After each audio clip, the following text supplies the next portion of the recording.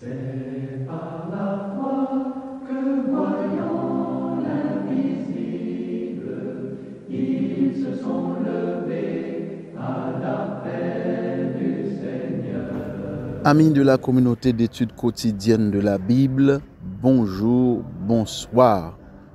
Comme à l'accoutumée, c'est avec beaucoup de plaisir que nous vous retrouvons dans le cadre de notre rendez-vous quotidien d'études de la parole de Dieu. Nous sommes en fin de semaine et comme d'habitude, en fin de semaine, le vendredi, nous nous proposons de vous présenter un résumé de la leçon de la semaine.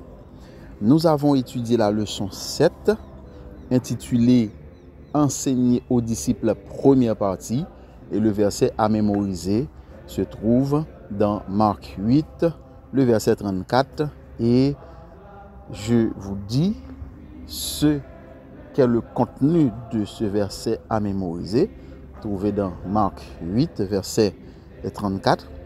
Puis, ayant appelé la foule avec ses disciples, il leur dit: si quelqu'un veut venir après moi, qu'il renonce à lui-même, qu'il se charge de sa croix et qu'il me suive. C'est le verset à mémoriser et j'espère que tout au long de la semaine, en le lisant, en le méditant, vous avez eu la possibilité de le retenir, car c'est ça la finalité du verset de la semaine, du verset à mémoriser. Bon, le verset porte bien son nom, c'est un verset à mémoriser. À présent, chers amis, nous allons entrer dans ce résumé que nous allons vous proposer. Un résumé qui ne pourra, comme le nom l'indique, nous n'allons pas tout aborder, mais nous allons aborder les points que nous estimons les plus importants dans le cadre de l'enseignement de Jésus au profit de ses disciples.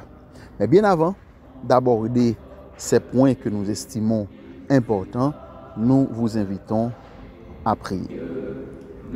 Mon âme bénit l'Éternel, que tout ce qui est en moi bénisse son Saint-Nom. Mon âme bénit l'Éternel et n'oublie aucun de ses bienfaits.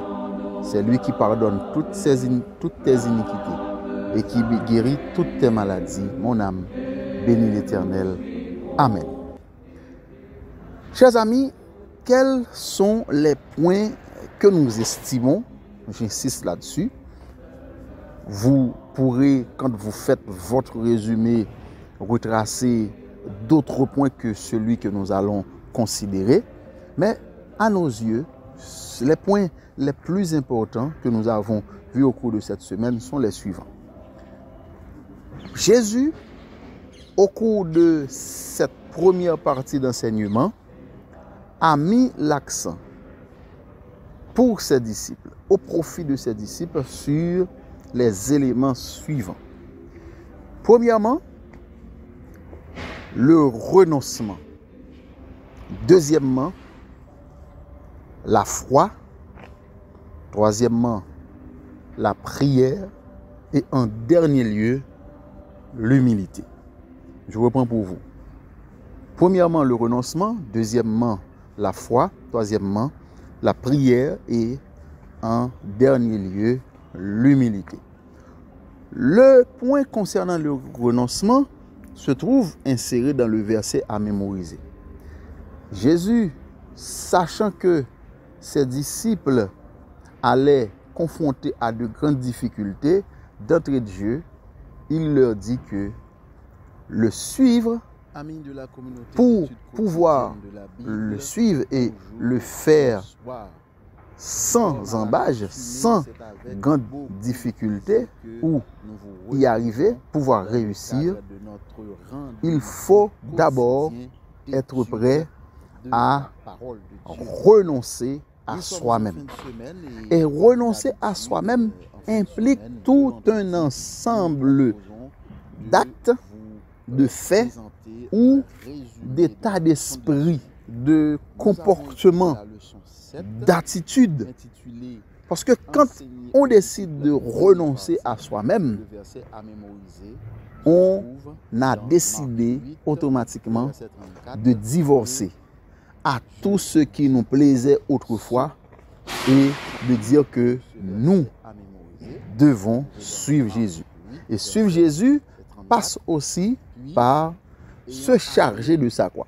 Se charger de sa croix, cela signifie que au cours de la route qui mène à Jésus, au cours de la route qui conduit au salut, nous ferons face à de grandes difficultés. Comme Jésus l'a dit, vous aurez des tribulations dans le monde, mais prenez courage car j'ai vaincu le monde. Le deuxième point sur lequel Jésus a mis l'accent, c'est la foi. Rappelez-vous dans cette leçon concernant la montagne et la multitude, lorsque Jésus s'est présenté aux disciples qui devaient opérer un miracle au profit d'un jeune, le parent de ce jeune garçon a déclaré à Jésus que il a abordé les disciples pour qu'ils puissent opérer un miracle en sa faveur. Malheureusement, les disciples n'ont pas pu. Et bien avant d'opérer le miracle, ce parent a dit à Jésus, mais toi, si tu peux, tu peux le faire. Et Jésus, qui a compris qu'il y avait au fond de son cœur de l'incrédulité, il l'a dit, tout est possible à celui qui croit. Donc les disciples qui étaient témoins ont retenu comme leçon que s'ils avaient la foi, s'ils étaient assez confiants de la possibilité de réaliser ce miracle, le miracle au profit du jeune homme serait possible. Malheureusement, les disciples n'étaient pas assez confiants en leur capacité de faire le miracle. Mais rapidement, ce que nous devons retenir, c'est que les disciples ont demandé à la fin à Jésus, mais pourquoi ce miracle n'a pas été possible? Jésus a répondu, ces démons, pour les chasser, il faut beaucoup de prière. Deuxième leçon aux disciples, pour réaliser un miracle, pour réaliser des exploits au nom de Jésus, il faut d'abord la réunion de deux éléments, la foi et la prière. Croire et prier sont les deux ingrédients à mettre ensemble pour obtenir le résultat d'un miracle parfait. Et en dernier lieu, dans cette première partie d'enseignement de Jésus à l'égard de ses disciples, Jésus leur a enseigné aussi l'humilité, car au milieu de ses disciples, au milieu de ses apprenants, il y avait un conflit latent, conflit qui consistait à savoir ou à se demander qui était le plus grand, qui est le plus grand ou qui sera le plus grand. Et Jésus, d'entrée de jeu, a pris le soin pour dire à ses disciples, si quelqu'un veut être le plus grand, qu'il soit le serviteur. D'où cette leçon sur l'humilité. Celui qui veut servir, celui qui veut devenir grand, celui qui veut se placer au-dessus des autres doit être prêt à être un serviteur. Il doit être utile aux autres. D'où cette conception que nous avons vue au cours de cette semaine, la conception divine de la grandeur. Le grand, c'est celui qui sert les autres, comme Jésus l'a fait. Jésus est au ciel, il était au ciel, il était notre créateur et il a décidé en tant que grand de quitter son trône et pour venir mourir pour nous sur le bois infâme du calvaire. Et c'est ce que nous savons grâce à la Bible et le texte le plus populaire qui résume la Bible, Jean 3,16, car Dieu a tant aimé le monde qu'il a donné son Fils unique afin que quiconque croit en lui ne périsse point, mais qu'il ait la vie éternelle.